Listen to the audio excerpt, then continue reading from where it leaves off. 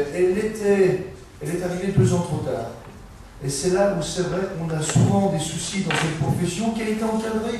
On a toujours vécu comme ça et c'est excessivement difficile de l'envisager autrement. Et malheureusement, elle a peut-être été trop encadrée. On n'a pas su effectivement réfléchir et anticiper. Mais cette proposition d'évolution de prise d'ouverture de capitaux croisés entre pharmaciens aurait certainement été une excellente solution, peut-être que temporaire, mais aurait servi au moins à justifier notre bonne volonté à une restructuration du réseau et aurait été efficace parce qu'on aurait rationalisé un réseau qui effectivement coûte cher actuellement et qui aurait été de toute façon plus pertinent dans une démarche économique d'abord et derrière dans une démarche de qualité de service.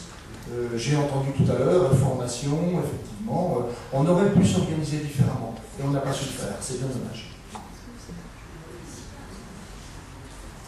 Avez-vous une autre question? Le micro ne marche pas. Il faut parler fort. Alors, simplement, une remarque également. Ben, je vais parler sur le micro, mais c'est pas grave, il y a quelqu'un qui peut parler après. Simplement, j'ai remarqué que plusieurs intervenants ont donné des éléments qui permettent de penser que l'ouverture des capitaux à des non-pharmaciens, c'est pas forcément une bonne idée. Lorsque l'on ouvre des capitaux à des répartiteurs, vous voyez le risque, c'est que le répartiteur va vouloir, gérer l'officine à la place du pharmacien. Si on ouvre à des assureurs, je ne fais pas de dessin, dès que l'assureur a connaissance des déficiences de santé de ses adhérents, de ses clients, Ça y est? Bon, donc dès lors que l'assureur peut avoir connaissance donc, de l'état de santé de son client, je ne vous dis pas les primes d'assurance de certains, je veux dire, il y a comme ça. Le médecin, on peut difficilement ouvrir le capital à des médecins. Bon, et si ça tombe, on passe en plus, il y a la moitié de la population active qui serait capable de prendre participation dans le capital et qu'il faut exclure pour des raisons de santé publique. Alors je voudrais simplement conclure mon petit propos en disant ouverture des capitaux, opportunité, oui, certainement opportunité, mais menace pour la santé publique, ça c'est sûr. Merci, il y a donc des questions, nous allons passer la parole.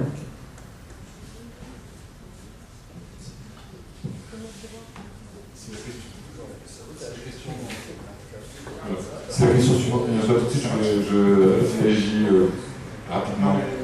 Je ne pense pas qu'il y ait lieu comme ça de diaboliser les apports financiers extérieurs. Ce que je pense, c'est qu'effectivement, l'organisation d'une chaîne de distribution spécialisée dans laquelle l'intégralité des pharmaciens est ancillarisée et donc mis en position d'exécution stricte est une vraie mauvaise idée. Peut-être une bonne idée financière pour les répartiteurs, pour les autres personnes, les autres groupes que vous citiez, mais en termes de santé publique et de contribution à l'évolution de la profession, c'est une très mauvaise idée. Maintenant, sur la base de l'identité réelle de la profession de pharmacien officinal aujourd'hui et des challenges dont on peut parler, je ne vais pas commencer à se lancer dans une discussion qui n'en finit pas, puisque par exemple je parlais d'HAD, MAD, ce n'est pas des investissements anecdotiques. Je veux dire effectivement de se mettre dans une situation où le pharmacien devient l'acteur central sur un sujet de ce type.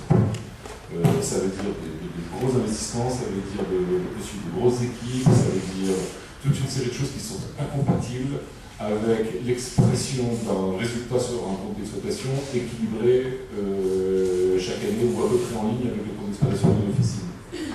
Donc, pour que ce genre de choses arrive, il faut effectivement qu'il y ait un certain nombre de personnes qui, ensemble, aient une conviction que l'importance des sujets dont on parle, que les perspectives d'amélioration économique de la profession sur le moyen terme soient suffisantes pour mettre pas mal d'argent sur la table.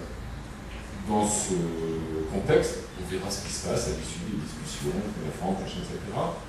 je ne suis pas persuadé que ce soit une catastrophe d'avoir des financiers en minoritaire dans le capital de l'officine. Voilà, sur ce. Bon, l'importance, c'est la gouvernance. C'est qui dirige là-bas. Si au-delà des capacités d'investissement des pharmaciens, un certain nombre de personnes sont prêts effectivement à accompagner ces pharmaciens, à leur donner des moyens sur la base de plans d'affaires qui soient crédibles et de les aider à booster leurs affaires. Très bien, mais le problème, ils gagneront de l'argent, leurs actions vaudront plus cher, très bien, je reconnais pas. Ce qui est important en revanche, c'est que cette profession, qui est si différente des autres distributeurs spécialisés, ne se retrouve pas dans une situation où elle soit ancillarisée par rapport à des assureurs, par rapport à des financiers, par rapport à ça, mon avis. Merci M. Bouge pour cette précision. J'invite donc à poser des questions. Parlez fort. La question s'adresse à M. Arnaud et à M. Devilles. En étudiant 6e année, on entend de plus en plus à droite à gauche le pharmacien prescripteur. Et la question, ce serait où en est-on à ce sujet-là? Parce que ce serait une belle arme au niveau de Bruxelles pour mettre en valeur notre compétence de professionnels de santé et donc lutter contre le tueur. Alors, je vais relayer la question quand même dans le micro pour que tout le monde puisse entendre. Donc, Thibault, vous êtes étudiant en 6e année. Pose la question à M. Devilles et M. Arnaud sur l'état des lieux d'une idée dont on avait parlé, du pharmacien prescripteur. Ça permettra de nous montrer un petit peu Bruxelles. Je laisse la parole. On l'a rappelé tout à l'heure, sur le monopole, Bruxelles n'a rien à dire de particulier.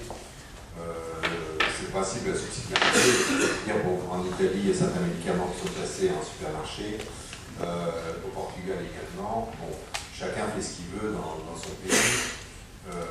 Notre problème aujourd'hui, c'est, et Jean va en parler puisqu'il est responsable d'une commission au niveau national sur la médication officinale, la position du SPO pour le pharmacien prescripteur, c'est de dire aujourd'hui, et demain encore plus encore,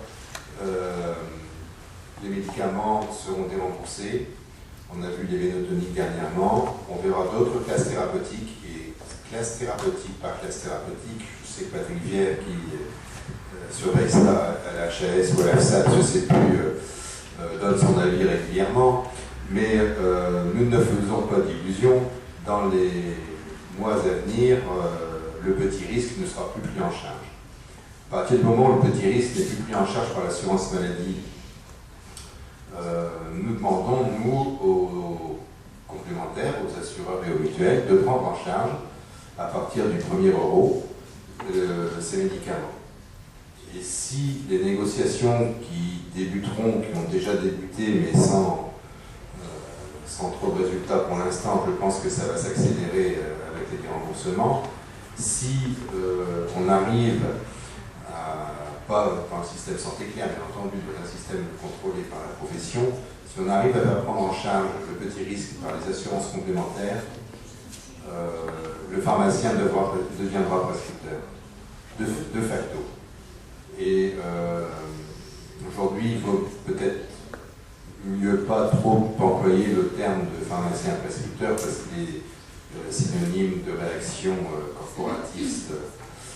Mon regard, mais